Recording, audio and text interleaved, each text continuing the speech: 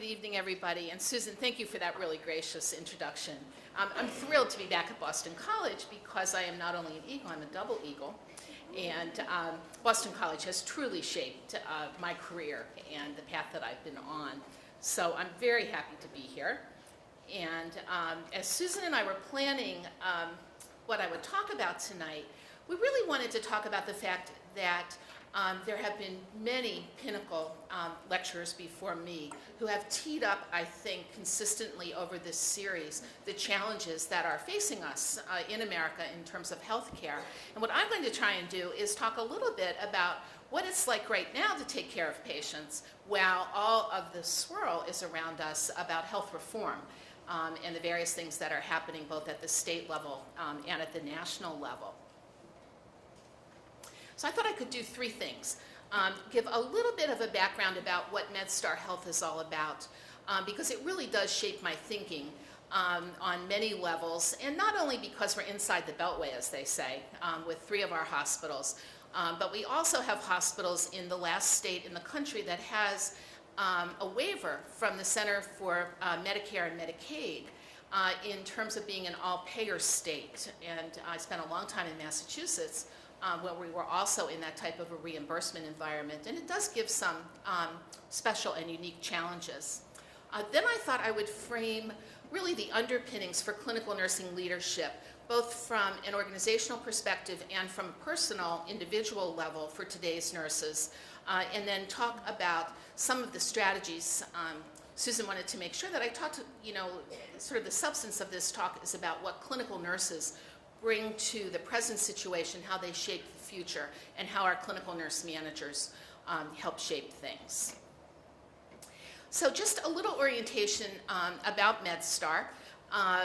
We have 3 hospitals in the District of Columbia that I'm going to talk about. So here are 2 wonderful pictures of our nation's capital, and then a photo from 9/11 where that helicopter is our helicopter, called the MedStar helicopter, at the Pentagon. And then if you look in the upper left, that's a picture of St. Mary's County in southern Maryland, which is at the southern peninsula. I'm going to talk about that hospital a little bit in my talk tonight. I really can't give a speech that doesn't have a picture of a crew team. I did restrain myself. This is the Georgetown crew team rather than my son's team, which was the GW team. And a picture of downtown Baltimore. This is called Washington Square, because I think sometimes people think about Baltimore as a very tired, very impoverished inner city location, which it is, but it also has some wonderful parts of it as well. So as you can tell from those pictures, we really care for a very diverse group of individuals. Some of the patients that we have the privilege of caring for are some of the wealthiest in the United States or even in the world, and some of the most disadvantaged, particularly if you look at inner city Washington, east of the Anacostia River, and if you look at downtown Baltimore. Probably equally importantly, if not more importantly, these communities really have various challenges in terms of their health status. And there are many census tracts and zip codes in the neighborhoods in Maryland where we care for patients and families where they are in the lowest quartile of any health status indicator you can imagine. So a very needy community for many of our patients as we care for them. Our organization is large. We think we're a medium-sized health system, so we have about a $4.5 billion organization. We're not-for-profit. When I first went to MedStar, people thought I was either going to a for-profit organization or an insurance company. But actually, we're a healthcare organization. So we have 10 hospitals, and very importantly for tonight's topic, 20 other health-related companies that are part of the MedStar family. We touch 1 out of every 5 people who live in this region as the largest health system. And we have a lot of encounters with patients, and I'm going to be talking about really how one part of our reimbursement system still counts all these clicks at the same time that we're thinking about new ways of caring for patients and families in terms of population health. So we have about 184,000 inpatient admissions a year, a whopping 500,000 plus ED visits. And when I came back to the East Coast from bucolic Madison, Wisconsin, which my husband calls the People's Republic of Madison, it really took a little while to get used to the fact that we deliver so much health care in these emergency rooms. They are very, very busy, as you can see. One of our community hospitals, which happens to be a Magnet hospital in Baltimore, does about 110,000 ED visits a year, and they're not a trauma center. So that care would ideally, a big chunk of it, be delivered in primary care and ambulatory sites. But the way things work right now, that's where they are. We have a very big ambulatory system with about 3.6 million visits a year. And then a very large VNA. We do about 200,000 home visits in that Visiting Nurse Association around the region. I'm going to talk about that a little bit more in a moment. So a little bit about the people who make up MedStar. There are 30,000 employees. 8,000 of them are registered nurses. We have about 1,000 physician residents. And then we have 7,600 employed and affiliated physicians. About 1,600 of those doctors are employed, and that number is going up each year. So we're a community health system that has an academic medical center in it. That would be MedStar Georgetown University Hospital. So we do what we call innovation, discovery, and learning in service of patient care, but we do have a robust academic arm and research arm that we're very proud of. So on the discovery side of things, we have MedStar Georgetown University Hospital. We have the Georgetown Lombardi NCI Comprehensive Cancer Center. When I was talking about this with Susan last night, I was mortified. She asked me what was the connection with Vince Lombardi. I am not a big football person, but the web helped me this morning, and I knew that we had cared for him on a very serious front, but he did receive care for his cancer at MedStar Georgetown. We have a research institute that is interdisciplinary, that has a focus on health systems research and outcomes research, as well as that's where we run a lot of our clinical trials. So at any point in time, there's about 1,000 open clinical trials underway through the Research Institute, and then there's another very large number underway at Georgetown at the medical school. And then on the nursing side of things, our primary academic practice partnership is with the George Washington University School of Nursing in Washington. So a little bit about these hospitals, which set the stage for the challenges for clinical nurses. At one end of the spectrum, we have St. Mary's Hospital. That's in Leonardstown, down on that peninsula, that very pretty picture that I showed you. They have an average daily census of 80 patients. They have a terrific commitment to the community. It is the home of the Patuxent Naval Base, and something that comes along with that is they actually have one of the highest rates of PhD prepared citizens who are engineers and scientists who are moving through there. And then they also have a very large Amish community, which people might not think about in that part of the state. Then we have 6 community hospitals, one of which, MedStar Franklin Square, was a reputational magnet hospital in the very first magnet hospital study, and they are a current magnet and just received their redesignation at the Magnet Hospital Conference a few weeks ago. And then 4 of these hospitals are in Baltimore. Then the 3 that are in the nation's capital include MedStar Washington Hospital Center, which is an 800-bed urban teaching hospital. It's this the DC, inside the district, only level 1 trauma center, only burn center. So very busy because unfortunately there's a fair amount of violence in the district. And so, for example, we received the shooting victims who required surgery from the Navy Yard a few weeks ago. That also is the home of a program that's been featured a couple of times on National Public Radio. It's called House Calls.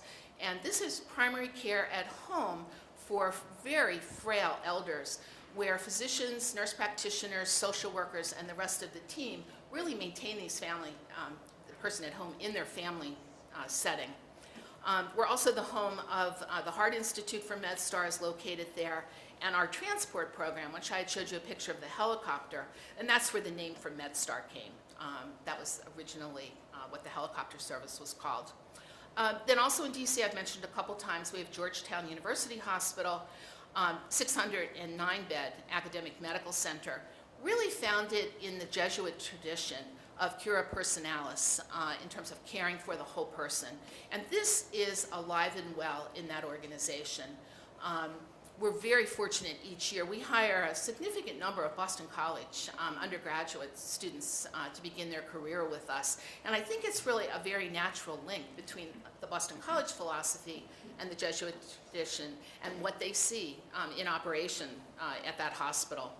And then last but not least, we have the MedStar National Rehabilitation Hospital that takes care of pediatric and adult patients, and it focuses on what we call the victory of the human spirit. So last week were the Victory Awards, and Congressman Tammy Duckworth was one of the recipients. She was shot down in Iraq and lost both of her legs and part of the function of her arm. Then there was Adrian Hassett from the Boston Marathon bombing, who is a dancer and is aiming to be on Dancing with the Stars in the fall. And then there was a 5-year-old who had almost drowned at a swimming party and had spent some time in a coma, couldn't sit up, couldn't talk when she came to NRH. She was, much to her parents' pleasure, dancing around the stage and trying to climb on the decorations. So, you know, a wonderful environment for patients and their families. And often in rehabilitation hospitals, nursing is almost invisible. And at MedStar NRH, nursing is a really prominent part of the team and working with these patients and their families. The Visiting Nurse Association I mentioned, it's very large. In addition to traditional home visits, we do telehealth monitoring, particularly for cardiac patients, and care coordination across the continuum. The VNA nurses are in the hospital helping with discharge planning. And then something I'm particularly proud of, we have for many years had a Medicaid managed care organization, or HMO, in Baltimore with case management by nurses telephonically, and they always rank very high nationally. So out of all the Medicaid HMOs in the country, they were ranked number 17 this year on their quality measures. And then one of my favorite parts of our system is the MedStar Institute for Innovation. It's called MI2. Their slogan is Think Differently. And many days I'm envious of my physician colleague who was the chair of emergency medicine, and he's the director of MI2. You know, he comes to work every day to dream up new ideas, and the rest of us are trying to deal with the current reality. So what do we have there? We have inventor services, where anybody at MedStar who has an idea about an invention can go to inventor services and be hooked up with a team who will evaluate the idea. We will build a prototype if it looks like there's some commercial potential. And probably most importantly, we split the royalties 50-50. So we pay all the legal fees, all the bringing to market fees, and then the inventor gets to keep 50% of that, which any royalties that come in, which is a very big percentage we've come to learn in the intellectual property world. We also have a Center for Human Factors Engineering, which works with all of our teams around patient safety and continually improving our work processes and our use of equipment and technology. And then we have a Center for Building Design, which looks at evidence-based principles for how you build healthcare facilities for today and tomorrow. So this is really our incubator at the system level. And then our research institute I've already talked with you about. One of the Boston College connections that I'm particularly pleased with is that there are 3 of us in the corporate office. Everyone went to Boston College. And Joan Bardsley is our AVP of Research Operations in the Research Institute. And when I first met Joan, I was walking down the hall one night getting ready to go home, and she was on the telephone in a cube in the hallway, and she was saying, well, how many pigs did you think we ordered? So Joan really keeps that research institute moving and you know, is in charge of the care of the animals and everything. She does a wonderful job. In her free time, she's the president of the American Association of Diabetes Educators. So she's still clinically focused. And then last but not least, that very large ambulatory platform that I talked about, with the 3.6 million encounters, obviously we have nurses in those practices and advanced practice nurses, but as you can imagine, that is really taking on a whole new amount of energy as we figure out what our care management models are going to be for the future and as we move into population health. So our advanced practice nurses are really very critical, not only today, but to tomorrow. So that's sort of the background of where I live and spend my time, along with 8,000 of my closest nursing colleagues.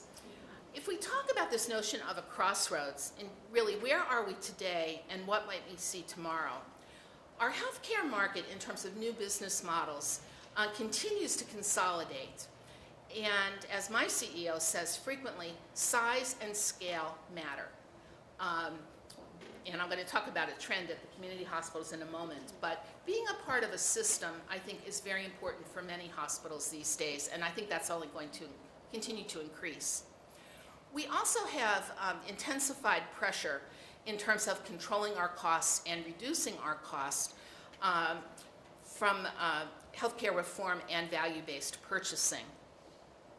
The other thing that's happening is we're seeing what people I think would traditionally have said are unanticipated partnerships at the national level. So we have 3 partnerships with the Cleveland Clinic Foundation from Cleveland. MI2 and their Innovation Center have a relationship. We are their East Coast site for a clinical and research affiliation related to our Heart Institute and the care of cardiac patients and cardiac surgery patients. And then in their incubator, they created a program called Explore Us, which enables you to manage big data. And big data sets are here, and they're only going to get bigger and more complicated. So we participate with 11 other health systems. In the Explore Us program, we put all of our patient discharge information into that database. It's blinded, of course, goes to the cloud. Our researchers can sit at their desk and say, okay, for every patient who has diabetes, what does their hemoglobin A1C look like? And crunches those numbers in the cloud, and then they have a sense of how we're doing. So one of the things that we will be doing is mainstreaming nursing questions into that large database. And then the last thing, the M&S supply chain is another one of those interesting partnerships. These are 2 other health systems, a little bit south of Washington, Novant and Centera. We're all about the same size. And, on one hand, you might say we might all compete with each other. We formed a corporation called M&S to do our purchasing above and beyond the group purchasing that we already did. Together, the 3 chains or 3 systems spend about $3.2 billion on supplies every year. So we really wanted to have more leverage with the suppliers to get better pricing for all of us. And it does mean that we need to collaborate closely, which we do. And our 3 CFOs really drive this organization. So we think about the first snapshot of where we are today.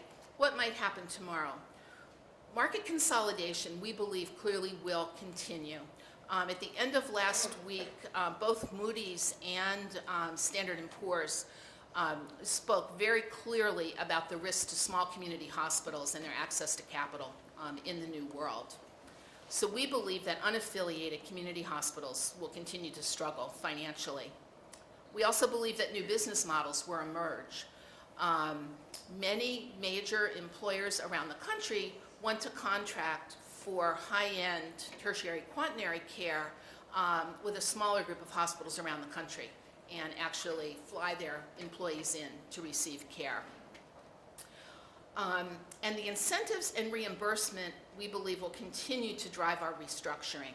And I think what we have to be on top of is what are the implications for patients and their families as we think about redesigning our organizations. So today, if you think back to that slide that I think was a little boring, that had all our statistics on it, I put it in the presentation because for the majority of our patients, that's actually how we're paid. So we're paid for an emergency room visit.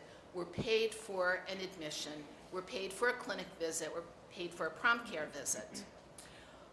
Certainly we have some dollars at risk, but by and large, it's still fee for service. We also see that the majority of health systems these days really are hospital-centric. So the center of these systems still tends to be hospitals. What we're seeing, and what we have talked with colleagues around the country, and what they're experiencing is we're seeing declining volumes in the community hospital sector of our organization. And these are material decreases. But quaternary and academic medical centers in health systems are bursting at the seams. So at MedStar Georgetown, we're looking at, in the middle of the year, how can we open an additional inpatient unit to accommodate the patients that are getting transferred in or referred in. And we're also, for the first time any of us can remember in our careers, seeing a significant decline in emergency room visits in the Maryland hospitals. So we've opened prompt care, which would take some patients right out of those big, busy EDs, as are our competitor systems doing the same thing. And so you begin to see that we're moving towards a tipping point. And personally, I believe if we could move care that's not appropriate for the ED into another part of our system, that would be a good thing for patients and families. So what are we going to be paid for tomorrow? There's a lot of talk about population health management. And that would bring with it a focus on health promotion and disease prevention and high quality outcomes, with a locus of care changing from these hospitals to ambulatory sites and even more into the home. We also see a movement that ties into the last point on this slide of today, where we know that we have variable quality and safety outcomes. We know that we have to do better. Our patients and their families really expect us to do better. And there is, a very large amount of work underway to turn hospitals into high reliability organizations, which would function more like the nuclear industry or airlines. And then finally, lots of emphasis on information systems, electronic health records, reimbursement from the federal government on something called meaningful use if you have your system installed and people are using it. And we believe in our organization that it's really taking the information that will come out of those systems and providing it to clinicians that will improve our quality and safety. So we see that as a loop that we are working hard to close. So if I were in your seats right now, I would be saying, so what? You've heard about my health system, and it's big and complicated. And we've looked at a summary of present day issues, most of which I think are out there in the literature, and they're out there in terms of people talking with each other.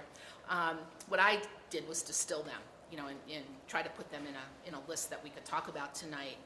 But this is really the context for the rest of our discussion, which is going to focus on clinical nursing leadership. And I'm really excited about that part of it. That's where my passion comes from. So I think we're at an intersection. Susan and I were talking about the crossroads. So really, we all need strategy. That's sort of going in one direction. Implementation of present-day programming is going the other way. And this can really look like a black and white choice. What are you working on? What are you thinking about today? So the challenge is to lead in today and tomorrow. As Susan and I were having this discussion, she said it's sort of like a rotary. So I worked very hard over the weekend. I was not successful. I did want to put a picture of Dean Gennaro in the middle of this.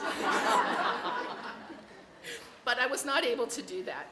So to put a little more seriousness on this, when she and I were talking about a rotary, my thought about the rotary is you make a mistake or you change your mind, you hop back on the rotary, you can go to the next exit. You can ride around as many times as you want. So it feels like it has a little bit more freedom and flexibility than the Crossroads. So with that as the backdrop, what I would posit tonight is that we need nursing leadership today that can really implement exquisitely. When I look at all of the things that we send to the clinical nurse and the physician at the bedside, umpteen checklist to improve safety, multiple medication checks, pressures about length of stay, I would not do well if I was that nurse without a framework for what we're doing. and really getting beyond the tasks. The tasks are really important, and God only knows I get reports about how we do on the tasks. But we need to frame it, I think, in terms of nursing practice. At the same time, we need the very same good thinkers involved in what's our strategy for the future and how are we going to move forward. So as one of my favorite colleagues and authors says, Dr. Angela Barron McBride, who was here last year, we really need nursing leaders from the patient's side to the boardroom and at all levels in between. So I thought we could talk a little bit about what I conceptualized as structural requirements or foundations for clinical nursing leadership for clinical nurses in direct care roles. The first one is a sound knowledge base for practice that I believe comes from baccalaureate education. And the students who graduate from those programs come with competencies from a document that's called the Essentials of Baccalaureate Education for Professional Nursing Practice. And for those of you who are faculty or on the service side in leadership positions, I really encourage you to go to the AACN webpage and download the PDF one more time. Because this was last updated in 2008 or 9, and it is still very current. And I'm going to make a couple comments in a few minutes about what's in there that I think other disciplines aren't always aware of. I think the liberal education is critical because, from my perspective, not only as a Boston College graduate, but as a person whose organization hires a lot of nurses and supports their practice, a liberal education really brings a worldview that's much broader. And I think that's absolutely what we need as we look at patients and families. So when I was at BC a million years ago, senior year, I took an elective on welfare in America. It was a sociology course. It was probably one of the best courses I took here. And there's this classic book called Tally's Corner. And it's about African American men and their social ecosystem on corners in Washington, D.C. And it's a wonderful book. It's probably out of print. But fast forward to 2013, and we have a program in the MedStar Research Institute called Hair, Hearts, and Health, where we have nurse practitioners delivering care in barbershops in the same neighborhood as Tally's Corner. So on the societal side of things, there's still rampant poverty there, and there's still a large number of disenfranchised African American men. The good news is that our nurses and researchers are bringing hypertension management, diabetes management out to the barbershop. And when I mentioned Joan Bardsley from the Research Institute, that is one of her proudest moments in looking at that. So I think that liberal education does something else as well. It gives you a broader perspective. It gives you content to bring to your practice. But I think it also gives you the ability to interact with other members of an interdisciplinary team, most of whom have graduate education beyond the baccalaureate degree. And it's important for nurses to be able to hold their own in those conversations. And occasionally, I look at my son, a history major, now an attorney, he got a lot out of athletics. He's captain of the crew team. So the other thing you get in a liberal education is the opportunity to participate in the arts or athletics or whatever is of your interest that I think results in a more well-rounded nurse when they come to practice. The second building block that we use in our organization and have used both at Penn and the University of Wisconsin is the University Health System American Association of Colleges of Nursing Post-Baccalaureate Nurse Residency Program. This is a program that was created by chief nursing officers. I was at Penn at the time, and their partners who were deans, and our dean at the time was Neville Strumpf, a geriatric nurse researcher, and 7 other teams from around the country. We were primarily men and women who had spent their whole career in academic medical centers. So unfortunately, I think we still sometimes hear people say today, oh, go to one of those places and practice for a year or two, and then do what you really want to do. This program was designed to start new to practice nurses on the path to a long career, we hope, in academic medical center nursing, which we believe is different, not better, not worse, just different than community hospital nursing. This program has been wildly successful. The retention rate in year 1 for new graduates at the moment, and it's been this way since the early 2000s, hovers around 97%. So there's 3% of those new grads in the national pool who, for one reason or another, they get married, they move, they get an illness, unfortunately. But really, the bulk of them stay.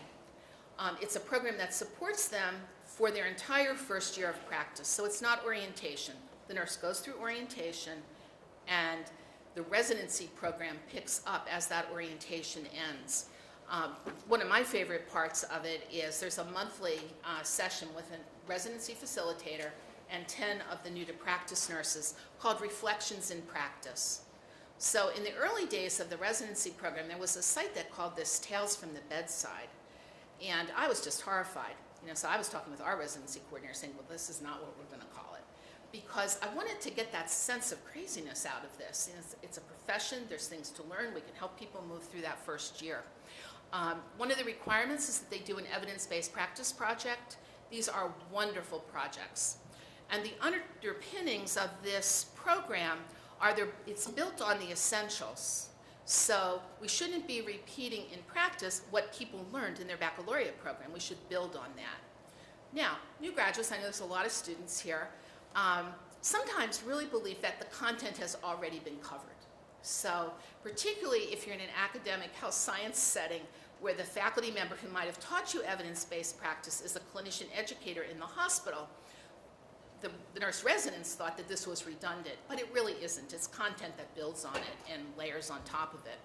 And then each spring, the nurse residents in the program have an opportunity to submit abstracts of their project for podium presentations and poster presentations. And then everyone who's at the UHC meeting has an opportunity to vote on the quality of their posters, and they pick the top 3. So it also keeps that competitive juices going for the nurse residents.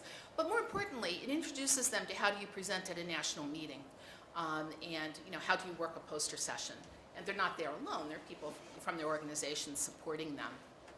And then the third structural foundation that I think is important is clinical support from a range of advanced practice nurses. So it might be an acute care nurse practitioner who's helping to manage a specific patient population, or a critical care nurse practitioner. It might be the clinical nurse specialist in gerontology. But I think, or it might be certainly the clinical nurse managers and the educators. But the whole point of this is that there's thoughtful support for the new graduate so that they will start off on their career in the right path. We know from Patricia Benner's work and colleagues at UCSF now over decades that if you don't have a good first work experience, you probably will never become an expert.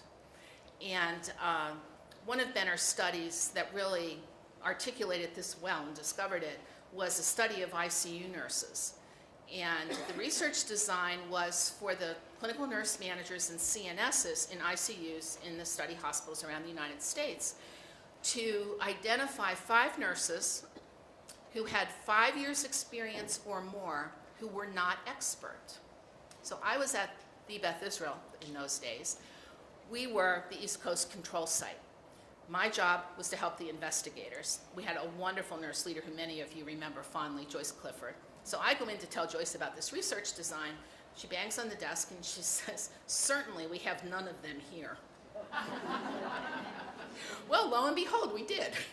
We had nurses in critical care. They had more than 5 years experience. They were perfectly competent, and no one identified them as an expert. So what was that all about? Benner's model asks the nurse to write an exemplar, talk about an exemplar, where you've made a difference for a patient or you wish you had done something differently. The nurses who were stuck, and I do mean stuck at competent, could not remember a patient's name. They could not describe the milieu of that care, and they couldn't really articulate what their interventions were. If you ask the same question of an expert nurse, and try it in your own practice or with a friend or colleague, you feel like you are sitting there with the patient. They know their name, they know what they look like, they know what the issues were, and they can articulate their interventions. So the whole purpose of this residency program is really to build on the baccalaureate education and provide an environment where nurses will have a good first work experience, and one that helps them do psychosocial nursing as part of what they're doing. Because I think, and many people think, they get stuck at competent, And they're afraid of that interpersonal reaction, and the intimacy and the sadness or the challenges that they see are really just too much, and they close down and they never learn how to do that. And you really won't be an expert unless you can do that. So enough about structural things. Let's talk a little bit about a personal foundation for clinical nursing leadership. And I really went back and forth myself, talking to myself, which is always dangerous, about the notion of intelligence and why I put that first. And then, of course, I needed a definition of it. So this is from Mainstream Science on Intelligence. It's from back in the 90s, that, of course, I found on the web. But I did find out it was a credible reference before I put it here. And if you look at what these experts said in terms of having the ability to reason, to plan, to solve problems, to think abstractly while you're doing something concretely, and really to learn quickly and learn from experience. Wouldn't we all want our nurse or our patient's family nurse to have these characteristics? And also, I think this ability to deal with cognitive complexity is critical. There's a classic reference from the Carnegie Foundation that came out many years ago. The author was a man named Boyer. And he wrote about how there's a science of integration in the academy, so in university life, where experts move to the fringe of their field, of their discipline, and they can work with other disciplines in a way that really enriches and enlightens the whole endeavor. And I really believe that nurses practice in overlapping academic neighborhoods, which is what it's called in sociology. We do expect that nurses understand basic science.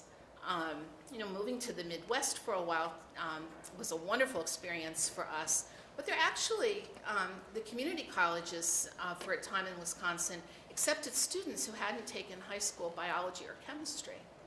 Yeah, personally, I was horrified. I'm thinking about the medications they're administering when they graduate from that associate degree program. So I'm preaching to the choir here, but I think we really need nurses who come with these skills, who are the best and the brightest, not in a way that sounds elitist, but I think we would all say Boston College nurses are among the best and the brightest, and that's why we have a dinner every year, at the BC Club in downtown Boston, so that we can welcome people to think about coming to Georgetown.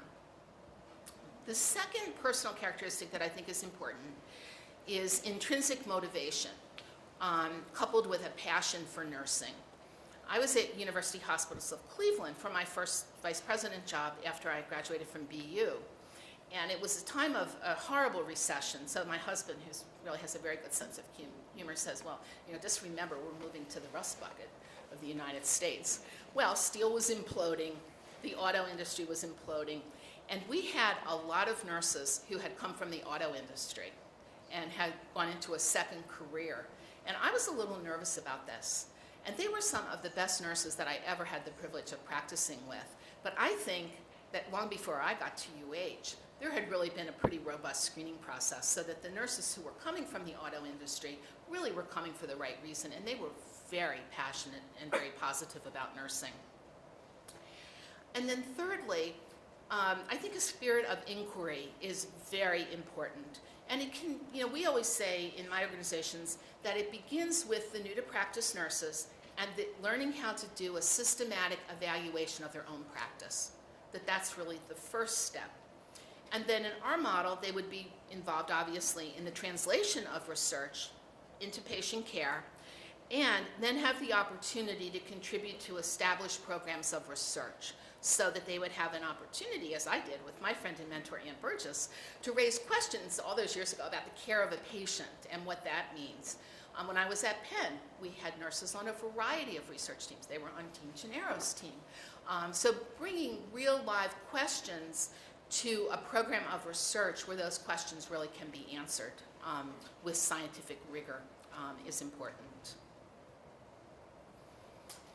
So those I thought were we had the structural building blocks, we had the personal building blocks. What might be some advanced components of clinical nursing leadership? First one is what's called in the literature a reflective practitioner. And this is work from MIT, and the author's name is Schoen, and he's an architect. And he's written 2 books. one on the reflective practitioner, and the second one is called Educating the Reflective Practitioner. And Patricia Benner and colleagues worked with Schoen's work and began to bring that into nursing. And Benner's contribution to this sentence, which is a very important one, is not only do you want people to reflect, but you really need to be able to think on your feet. And you need to be able to reason when the patient is in a clinical transition. So a patient is having subtle changes, they're becoming sicker. You want that nurse to be able to think and to be able to reason about what's happening there. They also need to be effective communicators. And I think a big piece of this is listening. So is it the voice of the patient who's telling you something that really needs attention, and you have to sort of ferret through what they're sharing with you? So that then, these are all building on each other. You can be an expert collaborator who comes to every interaction with openness to what patients, families, and colleagues bring to the situation. I'm very fortunate. I work with a wonderful chief medical officer. His name is Dr. Steve Evans, and he's a surgeon by background. And we spend probably the better part of our week together because we really share accountability and responsibility for a whole slew of programs together. So we're the executive sponsors for the design and implementation of our electronic health record, for example. So what did we do with that? We had a team of 700 clinicians from around MedStar, physicians and nurses primarily, pharmacists, OTs, PTs, social workers, and they designed the order sets for our electronic health record. We have 400 order sets, and they designed 57 interdisciplinary plans of care. So a lot of places around the country struggle, and they think about how they're going to mandate that people use order sets, and people get all in a tizzy about it. We really thought that our approach, which was to hand this accountability and responsibility over to the leading clinicians and support them in that, would be the way to go. And it was really very, very successful.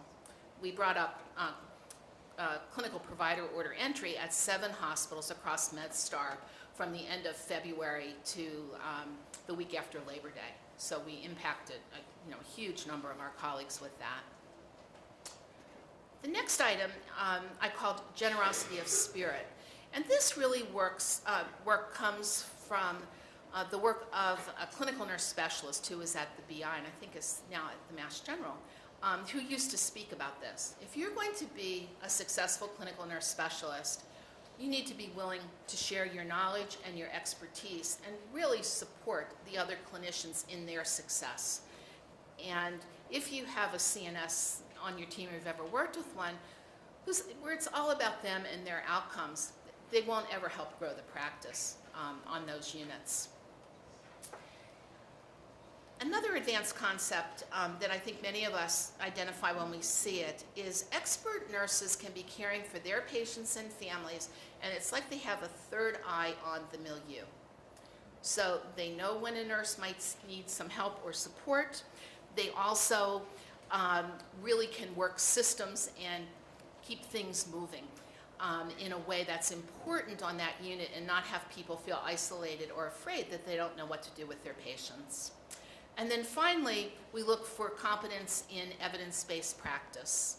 So in our organization, one of the first charges that I gave to our nursing research council across the system was to evaluate and make a recommendation to the other councils and to the CNO Council on a model of evidence-based practice. They selected the Iowa model. Then their work certainly wasn't over. The second year, I asked them to review and critique systems for how do you rate the evidence and the strength of the evidence for the interventions that are being recommended. So each year we move that bar a little bit with support related to evidence-based practice. So, last and final part of my comments tonight, what can clinical nurses do to care for the patients we have today while thinking about tomorrow? So for those of you who particularly might be graduating this year or next year, say, point number 1, embrace and be involved in your journeys, your hospital or organization's journey to a high reliability organization. We need very good thinkers helping to figure out where we can improve quality and safety. The second thing, offer to participate in or lead or serve on a task force or a council or committee so that your managers and your team know that you're interested, and probably most importantly, so you can control your practice a little bit by setting those standards. Another option, become at the right point a resource nurse. Many organizations either have geriatric or acute pain or skin integrity resource nurses, and it's a really nice way to get experience beyond your unit. Obviously, I won't beat a dead horse here. Embrace evidence-based practice and participate in the development of clinical practice guidelines or these interdisciplinary plans of care, or get involved in something like the niche program, Nurses Improving Care of Hospitalized Elders, funded by the Hartford Foundation. Its home is at NYU School of Nursing. We were just delighted. All 10 of our hospitals are now niche designated.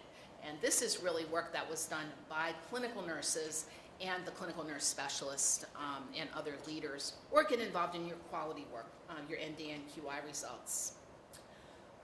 So I would say the challenge is to use the knowledge and the skills and attitudes that you grew and developed in your education to care for not only individuals, but families, groups, communities, and populations.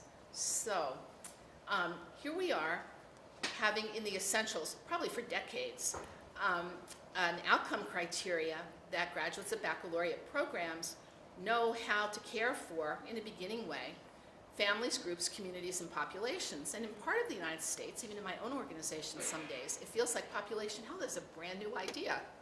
And the president of our VNA happens to be a nurse and will frequently be in meetings, and she'll sort of wink across the table because one of our wonderful colleagues has just discovered something, you know, that nurses, quite frankly, have been doing for a while with a great deal of expertise.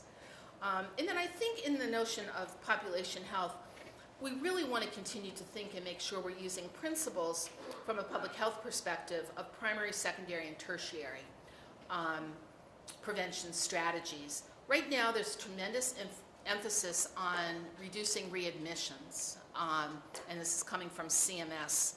And so patients are stratified and they're in the high-risk category, and there's a lot of attention.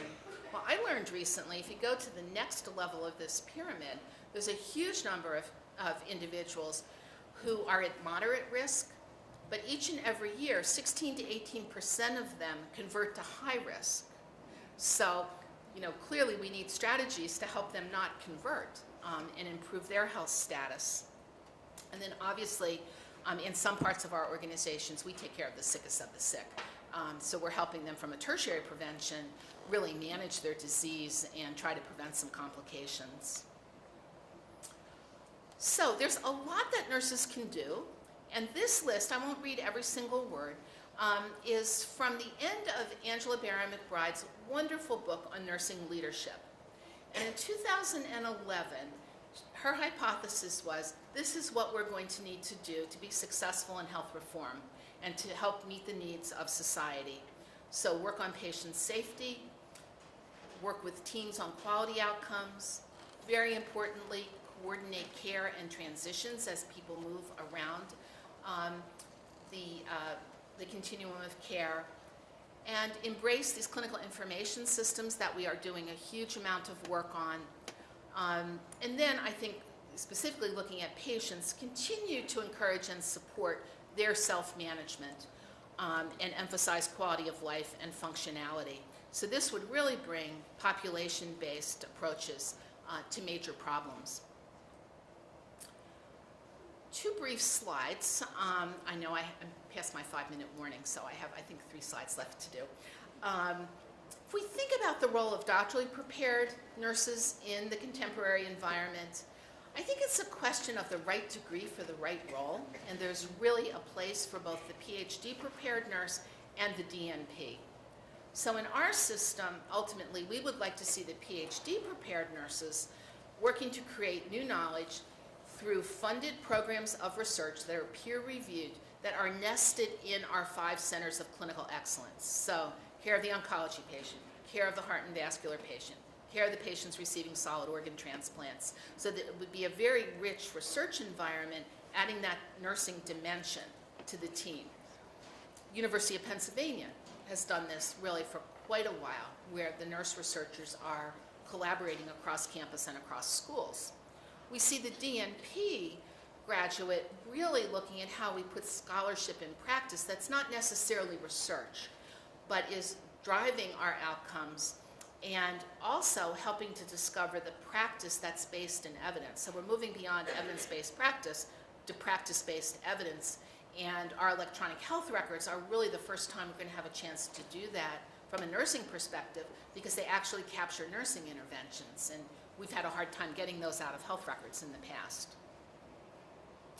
So I think it's a whole question of role clarity. When I'm looking at these different roles, am I hiring somebody to lead clinical practice? I was. We have Dr. Mary Michael Brown, who's the Vice President of Nursing Practice Innovation. Her master's is from Boston College, and she has a DMP from George Washington. We're recruiting for a Vice President for Professional Development and Workforce Planning, and we said doctoral degree preferred, because we want to make sure we get somebody who knows how to do that workforce piece. Or am I looking for executive leadership? All of the doctorally prepared candidates that we look at, we really are looking for a passion for nursing practice and a commitment really to bring rigorous standards and approaches to complex issues into our organization. So this looks like a pinwheel, and this is actually our MedStar Health vision for our model of care for 2020.